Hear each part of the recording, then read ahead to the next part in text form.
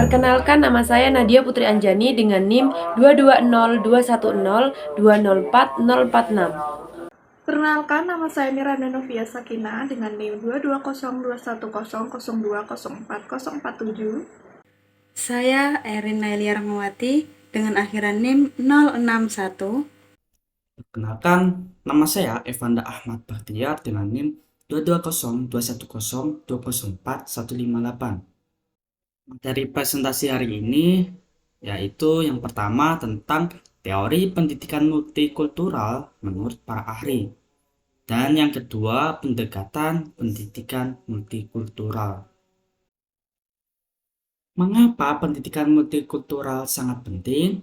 Nah, di era globalisasi seperti sekarang, di mana keberagaman budaya semakin terasa, pendidikan multikultural menjadi salah satu elemen penting yang tidak bisa diabaikan.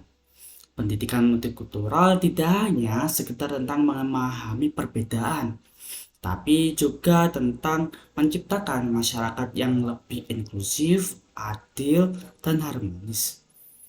Dengan pendidikan multikultural, kita bisa membangun generasi yang tidak hanya toleran, tetapi juga aktif dalam mempromosikan keadilan sosial.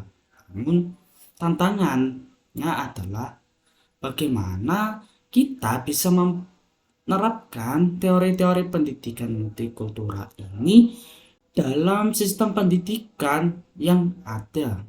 Pada slide ini, kita akan mengeksplorasi lebih jauh mengapa pendidikan multikultural sangat penting dan bagaimana kita bisa mengintegrasikan ke dalam praktik pendidikan sehari-hari untuk menciptakan dampak yang lebih besar.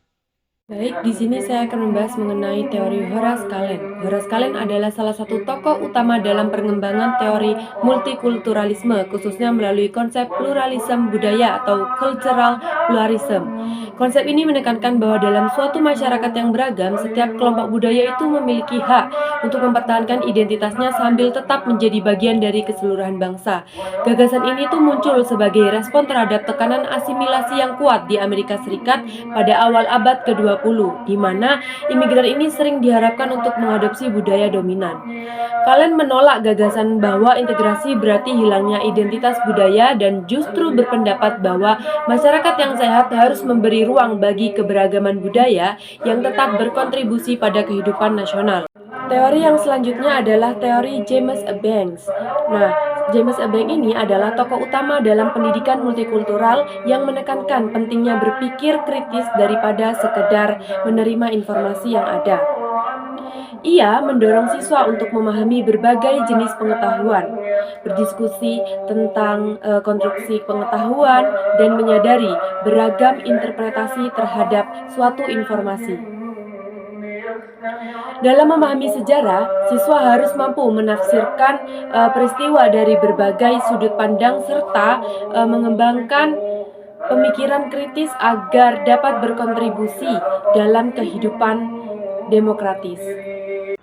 Teori pendidikan multikultural yang selanjutnya yaitu Bill Martin.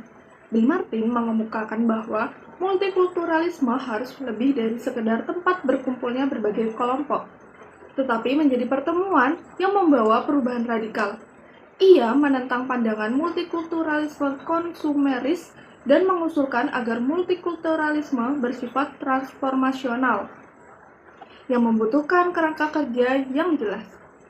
Menurut Bill Martin, perubahan sosial menuju multikulturalisme memerlukan komunikasi antar pandangan serta perubahan mendalam antar kelompok budaya untuk menciptakan visi bersama yang berkembang melalui transformasi sosial. Jadi, menurut Bill Martin, bukan sekedar menerima perbedaan, tetapi menggunakannya untuk menciptakan perubahan yang lebih baik dan saling memahami satu sama lain. Untuk itu, penting adanya komunikasi yang terbuka tanpa prasangka antar kelompok. Lalu, yang keempat ada teori menurut Martin James Beck Martustik. Dalam teori pendidikan multikulturalismenya menyatakan bahwa perdebatan mengenai masyarakat multikultural erat kaitannya dengan norma dan tatanan yang ada, khususnya norma-norma barat yang sering dijadikan acuan utama. Ia mengajak kita untuk memikirkan kembali norma-norma tersebut dan mengakui bahwa dunia kita kini semakin multikultural. Selain itu, Matustik juga menekankan pentingnya mempelajari sejarah multikulturalisme dan menyadari perlunya pencerahan multikultural baru yang lebih inklusif dan saling terhubung secara global, agar kita bisa menciptakan tatanan dunia yang lebih harmonis dan menghargai keragaman budaya. Jadi, yang dimaksud multikulturalisme menurut Matustik bukan hanya menerima perbedaan, tetapi menggunakannya untuk membuat kelas atau masyarakat menjadi tempat yang lebih baik dan lebih inklusif bagi semua. Pada slide ini kita membahas teori pendidikan multikultural yang diusung oleh Judith and Green.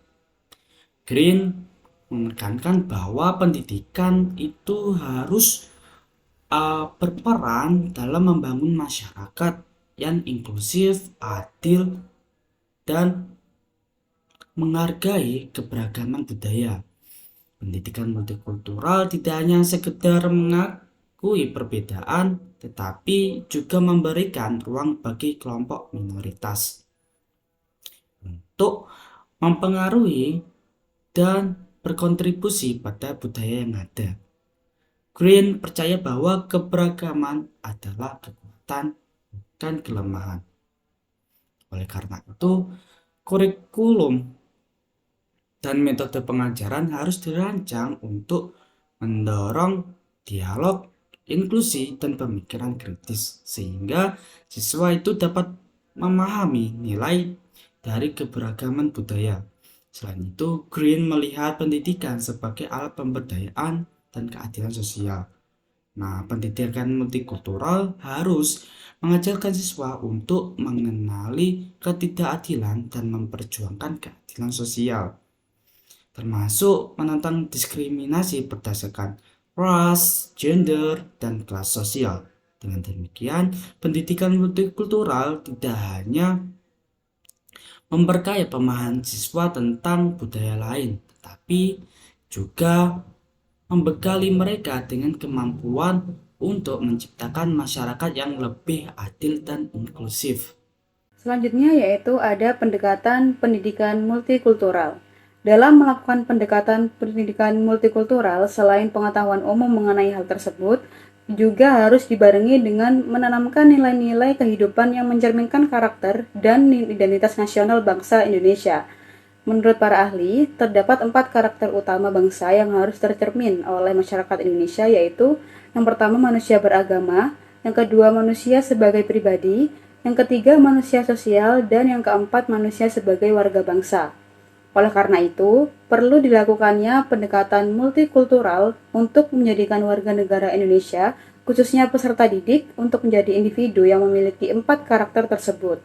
Dalam hal ini, ada beberapa pendekatan pendidikan multikultural diantaranya. Yang pertama, pendekatan historis. Pendekatan historis merupakan pendekatan yang diajarkan kepada peserta didik dengan menengok kembali ke belakang. Maksudnya, agar peserta didik dan guru ini mempunyai kerangka berpikir yang komplit sampai ke belakang untuk kemudian merefleksikan untuk masa sekarang atau masa mendatang. Dengan demikian, materi yang diajarkan oleh guru ini ditinjau secara kritis dan dinamis. Yang kedua yaitu ada pendekatan sosiologis.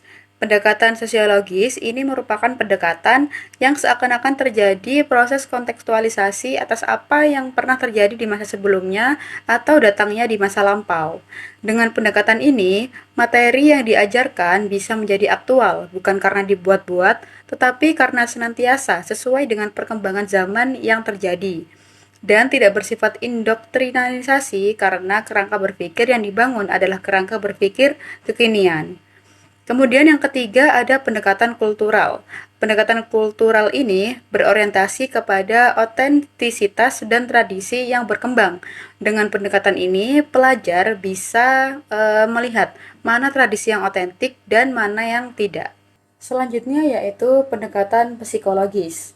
Pendekatan ini berusaha memperhatikan situasi psikologis individu secara tersendiri dan mandiri. Artinya, masing-masing peserta didik harus dilihat sebagai manusia mandiri dan unik dengan karakter dan kemampuan yang dimilikinya. Kemudian yang kelima ada pendekatan estetik. Pendekatan estetik pada dasarnya mengajarkan pelajar untuk berlaku sopan dan santun, damai, ramah, dan mencintai keindahan. Sebab segala materi kalau hanya didekati secara doktrin dan menekan adanya otoritas-otoritas kebenaran, maka pelajar akan cenderung bersikap kasar. Sehingga mereka memerlukan pendekatan ini untuk mengapresiasikan segala gejala yang terjadi di masyarakat dengan melihatnya sebagai bagian dari dinamika kehidupan yang bernilai seni dan estetis. Dan pendekatan yang terakhir yaitu pendekatan berperspektif gender. Pendekatan ini mencoba memberikan penyadaran kepada pelajar atau peserta didik untuk tidak membedakan jenis kelamin. Karena sebenarnya jenis kelamin bukanlah hal yang menghalangi seseorang untuk mencapai kesuksesan. Dengan pendekatan ini, segala bentuk konstruksi sosial yang ada di sekolah yang menyatakan bahwa perempuan berada di bawah laki-laki ini bisa dihilangkan. Oke, dalam materi kali ini terdapat 3 poin yang dapat kita tarik kesimpulan. Yang pertama, pendidikan multikultural penting untuk membentuk individu yang memiliki karakter dan identitas nasional Indonesia yang beragam. Yang kedua, pendekatan multikultural dalam pendidikan harus mencakup berbagai aspek seperti sejarah, budaya, psikologi, estetika, dan gender untuk menciptakan lingkungan yang inklusif dan adil. Lalu yang ketiga, pendidikan multikultural diharapkan siswa dapat menghargai perbedaan, berpikir kritis, dan berkontribusi dalam menciptakan masyarakat yang lebih harmonis dan demokratis.